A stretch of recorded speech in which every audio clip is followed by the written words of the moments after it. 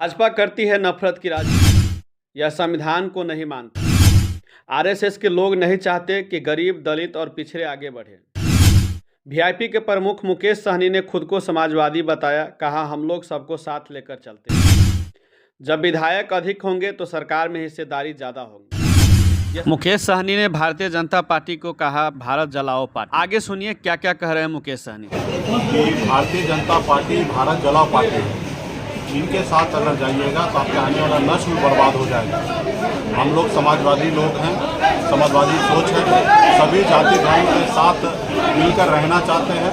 तो निश्चित तौर पे हम लोग सब एक हैं और समाजवादी का झंडा लेकर हम लोग आगे बढ़ने वाले लोग हैं। और ये जो लोग नफरत की राजनीति करते हैं, बटोगे तो कटोगे, अब बताइए 83% इस देश में हिंदू है।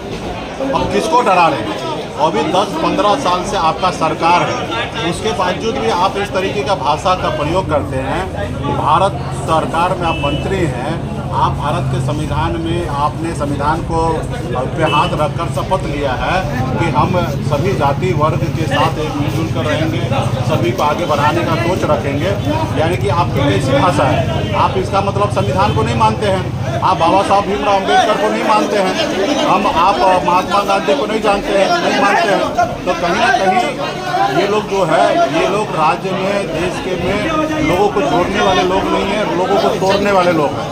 तो देश के लोगों को सोचने की आवश्यकता है कि तोड़ने वाले के साथ रहना है या जोड़ने वाले के साथ रहना है। आज हम लोग जोड़ने वाले लोग हैं, सभी जाति धर्म को सम्मान करते हैं, सभी को साथ आगे बढ़ना चाहते हैं।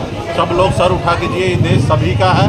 तो इसलिए सभी को आगे बढ़ने के लिए सभी को एक साथ मिलकर चलने की आवश्यकता है। ये भाजपा के एजेंडा से नहीं, भाजपा जो है वो भारत जलाओ पार्टी है। इनके साथ हम लोगों ने रहा ना, हमने देखा है कि गरीब पिछड़ा दलित के लिए नहीं है। आज अगर गरीब दलित पिछड़ा का बेटा, आप बताइए, 4 को विधायक बनाया, हम मंत्री बने, हमारे विधायक को खरीद लिया, हमको सरकार से बाहर कर दिया, जो सरकार हमने बनाया था। तो ये सामाजिक न्याय के साथ नहीं है। ये चाहते हैं कि देश में सभी गरीब पिछड़ा दलित जो है इनका गुलाम बने रहे और ये आरएसएस के साथ रहकर ये देश पे खाली रूल करते रहे, सिर्फ दूसरे लोगों का हक अधिकार को छीनने का काम ये हमेशा करते आए। हजारों साल से इतिहास गवाह है। आपने बीच में अपने मोहन भागवत जी का बयान सुना होगा कि गरीब पिछड़ा दलित को 2000 साल से पशु के, जानवर के समान मानते थे और उनके साथ उस तरीके से व्यवहार करते थे। आज मोहन भागवत जी जैसे लोगों को कहना पड़ा कि आप गरीब पिछड़ा दलित को इंसान समझिए। यानी कि वो मानते हैं कि जो आरएसएस के जो मूल जो लोग हैं, जो भाजपा के साथ लोग हैं, वो नहीं चाहता गरीब पिछड़ा दलित जो है वो सर उठा कीजिए। वो चाहता कि इनके पूर्वज पहले गुलाम था, आज भी ये गुलाम रहे और आने वाले इसका नस्ल जो है वो गुलाम रहे। तो हम लोग गुलामी की जंजीरों तोड़ चुके हैं और आने वाला समय में हम लोगों ने संघर्ष करना सीखा है और संघर्ष करेंगे और हम किसी को तकलीफ नहीं देंगे और ना ही उम्मीद करेंगे कि कोई हमें तकलीफ दे।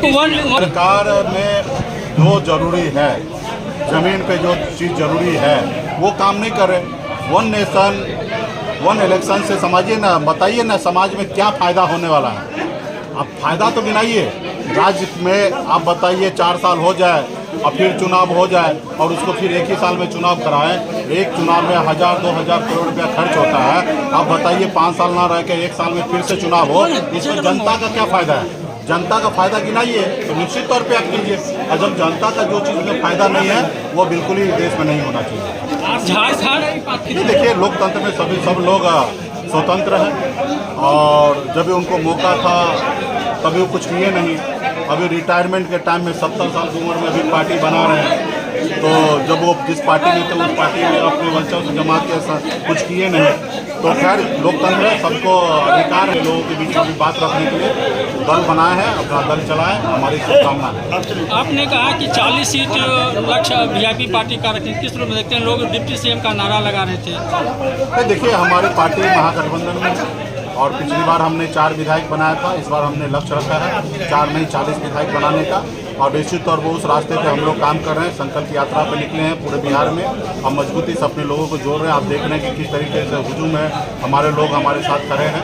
तो निश्चित तौर पर ज़्यादा से ज़्यादा विधायक कैसे बने उस पर हम लोग काम करें। जब ज़्यादा विधायक होगा तो हमारे ज़्यादा मंत्री होंगे, ज़्यादा सरकार में हमारी जगह होगा और जब सरकार में जगह होगा, सरकार जब हमारी बनेगी तो निश्चित तौर पर गरीब पिछड़ा का जो हक अधिकार जो है वो हम लोग उनको देंगे।